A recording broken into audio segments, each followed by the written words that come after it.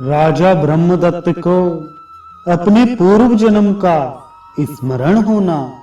सूत जी कहते हैं कि जब राजा ब्रह्मदत्त को चींटी की काम चेष्टा को देखकर हंसी आ गई, तब राजा को हंसते देखकर महारानी सन्नति आश्चर्यचकित हो उठी और मन में किसी भावी अनर्थ की आशंका करके नरेश्वर ब्रह्मदत्त से प्रश्न कर बैठी। सन्नति ने पूछा, राजन, अकस्मात आपका यह अट्टहास किस लिए हुआ है? असमय में आपको जो यह हंसी आई है, इस हास्य का कारण मैं नहीं समझ पा रही हूँ। सूत जी कहते हैं, ऋषियों, तब राजकुमार ब्रह्मदत्त ने महारानी सन्नति से चींटे चींटी के उस सारे वार्तालाप को सुनाते हुए कहा। वरान ने इनके प्रेमालापपूर्ण वचनों को सुनने से मुझे ऐसी हंसी आ गई है। शुचिस्मिते, मेरी हंसी के विषय में कोई अन्य कारण नहीं है, परंतु रानी सन्नति ने राजा के उस कथन पर विश्वास नहीं किया और कहा, राजन, आपका यह कथन सरासर असत्य है। अभी अभी आपने मेरे ही किसी विषय को लेकर हास्य किया है, अतः अब मैं जीवन धारण नहीं करूंगी। भला देवताओं के अतिरिक्त मृत्युलोक निवासी प्राणी चींटे चींटी के वार्तालाप को कैसे जान सकता है? इसलिए यहाँ आपने मेरी ही हंसी उड़ाई है। इसके अतिरिक्त और क्या हो सकता है? रानी की बात सुनकर निष्पाप राजा ब्रह्मदत्त कुछ उत्तर ना दे सके। फिर इस रहस्य को जानने की इच्छा से वे श्री हरि के समक्ष नियम पूर्वक आराधना करते हुए 7 रात तक बैठे रहे।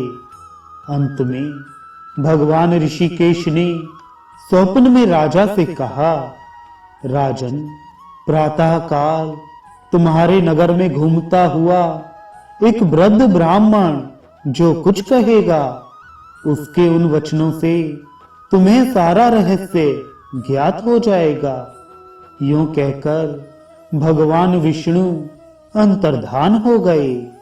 तदनंतर प्रातः काल जब राजा ब्रह्मदत्त अपनी पत्नी और दोनों मंत्रियों के साथ नगर से निकल रहे थे, उसी समय उन्होंने अपने समक्ष आते हुए उस वृद्ध ब्राह्मण को देखा, जो इस प्रकार कह रहा था। ब्राह्मण कह रहा था, जो पहले कुरुक्षेत्र में श्रेष्ठ ब्राह्मण के रूप में, दाशपुर मंदसौर में व्याध के रूप में, कालंजर पर्वत पर मृग योनि में और मानसरोवर में 7 चक्रवाक के रूप में उत्पन्न हुए थे, वे ही व्यक्ति अब सिद्ध होकर यहाँ निवास कर रहे हैं। सूत जी कहते हैं, ऋषियों, ब्राह्मण की ऐसी बात सुनकर राजा शोकाकुल हो अपने दोनों मंत्रियों के साथ भूतल पर गिर पड़े। उस समय उन्हें जाति स्मृत अर्थात पूर्व जन्म के वृत्तांतों का ज्ञान हो गया। उन दोनों श्रेष्ठ मंत्रियों में एक बाभ्रव्य सुबालक, काम शास्त्र का प्रणेता और संपूर्ण शास्त्रों का ज्ञाता था। वह संसार में पांचाल नाम से विख्यात था। दूसरा कंडरीक भी धर्मात्मा और वेद शास्त्र का प्रवर्तक था। वे दोनों भी उस समय राजा के अग्रभाग में शोकाविष्ट हो धराशायी हो गए और उन्हें भी जाति स्मृत की प्राप्ति हुई। उस समय वे विलाप करते हुए कहने लगे, हाय, हम लोग लोलुप हो कर्म बंधन में फंसकर योग से पूर्णतया भ्रष्ट हो गए। इस तरह अनेक विध विलाप करके वे तीनों योग के पारदर्शी विद्वान विस्मयविष्ट हो बारंबार श्राद्ध के महात्म्य का अभिनंदन करने लगे। तत्पश्चात राजा ने उस ब्राह्मण को अनेक गांवों सहित प्रचुर धन संपत्ति प्रदान की। इस प्रकार धन की प्राप्ति से हर्षित हुए उस वृद्ध ब्राह्मण को विदा कर राजा ब्रह्मदत्त ने राज लक्षणों से युक्त अपने विश्वक्सेन नामक औरस पुत्र को राज्य पर अभिषिक्त कर दिया और स्वयं जंगल की राह ली। तदनंतर ब्रह्मदत्त आदि वे सभी श्रेष्ठ योगी मत्सर रहित एवं प्रीतभक्त होकर उस मानसरोवर में परस्पर आ मिले।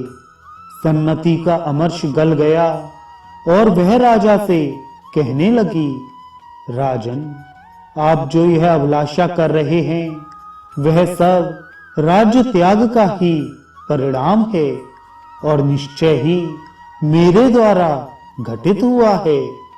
राजा ने तथेति ऐसा ही है कहकर उसकी बात को स्वीकार किया और पुनः उसका अभिनंदन करते हुए कहा, यह तुम्हारी ही कृपा है जो मुझे यह सारा फल प्राप्त हो रहा है। तदनंतर वे सभी वनवासी योग का आश्रय लेकर अपने तपोबल के प्रभाव से ब्रह्मरंध्र द्वारा प्राण त्याग करके परम पद को प्राप्त हो गए। इस प्रकार प्रसन्न हुए पितामह पितर लोग मनुष्यों को आयु, धन, विद्या, स्वर्ग, मोक्ष, सुख, पुत्र और राज्य प्रदान करते हैं। द्विजवरों, जो मनुष्य ब्रह्मदत्त के इस प्रीत महात्म्य को ब्राह्मणों को सुनाता है या स्वयं श्रवण करता है अथवा पढ़ता है, वह 100 करोड़ कल्पों तक ब्रह्मलोक में प्रशंसित होता है।